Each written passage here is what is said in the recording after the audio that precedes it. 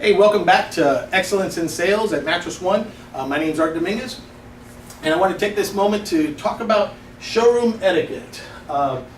We are coming up to the holidays, Labor Day, and usually during that time, we're going to see an increase in flow and traffic. I know everybody's happy to hear that. But this actually applies to not only during the holiday times, but any time that we're on a showroom floor. Notes in a showroom floor where we have a little bit more increased traffic, where we have more guests coming in.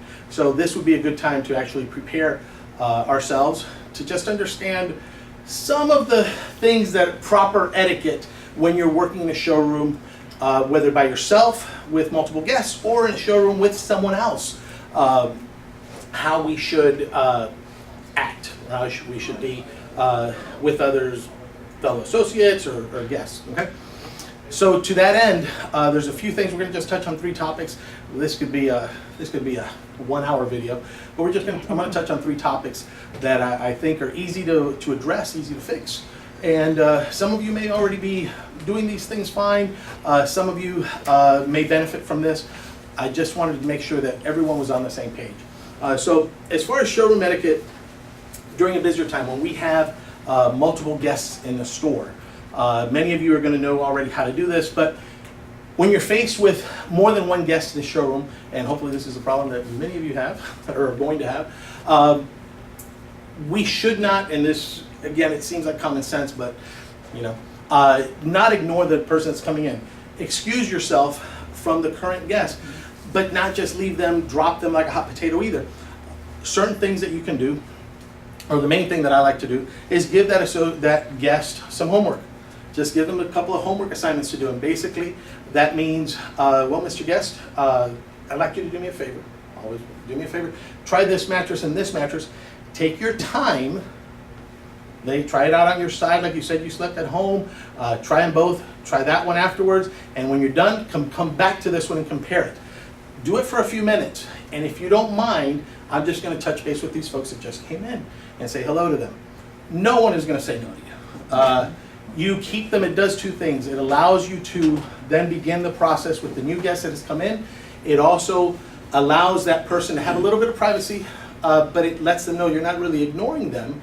You're just making it, giving yourself some time to also address the new guest that has come in. So you want to make sure to excuse yourself, and then you can do the same. Lather, rinse, repeat. You can do that again if another customer walks in, or with the new customer, the new guest that walked in.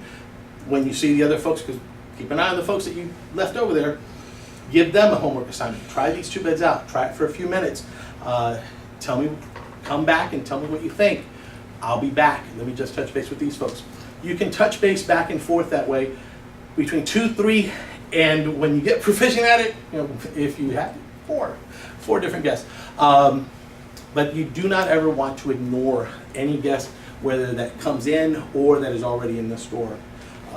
Never ignore a guest. They're the reason we're here. And to that point, the second thing that you also want to keep in mind, be aware of, when you have guests and the phone rings.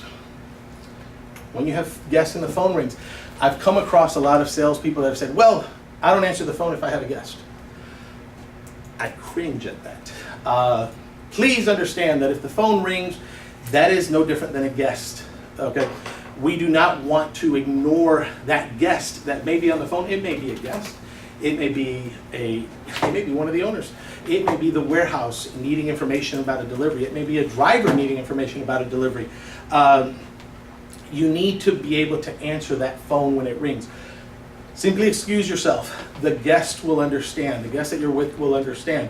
What's more, if you don't answer that phone, it becomes very uncomfortable. The guest that you're with is going to begin to wonder, what if I was the one calling?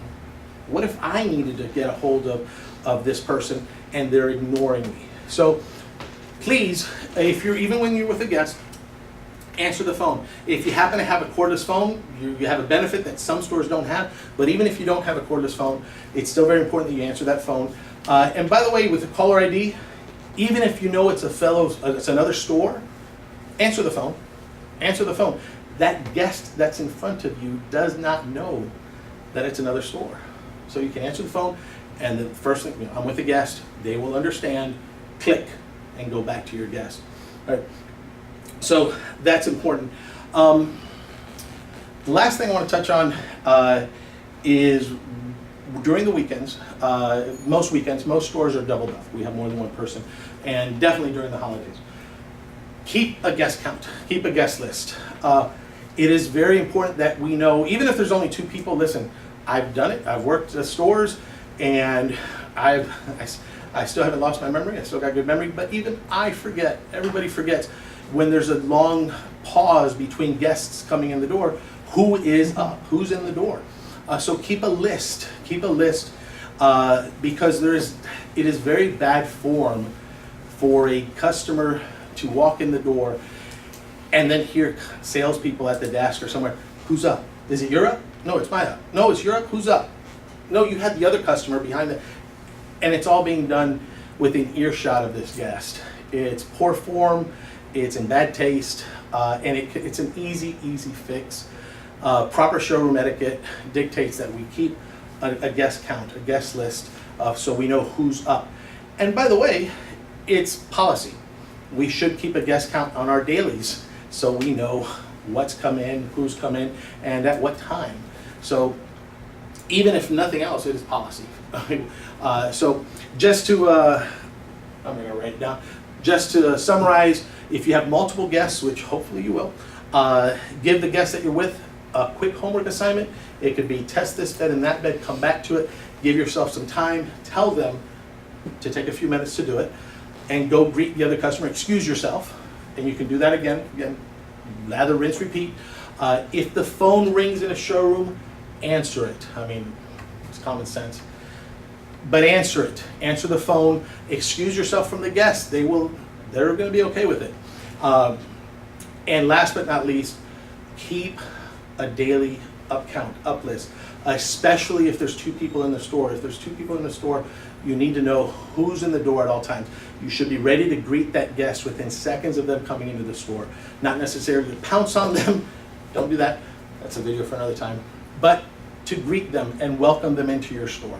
All right. So until next time, if you have any questions or any comments, any suggestions, please email me at art.dominguez@mattressone.com. Thank you and great selling.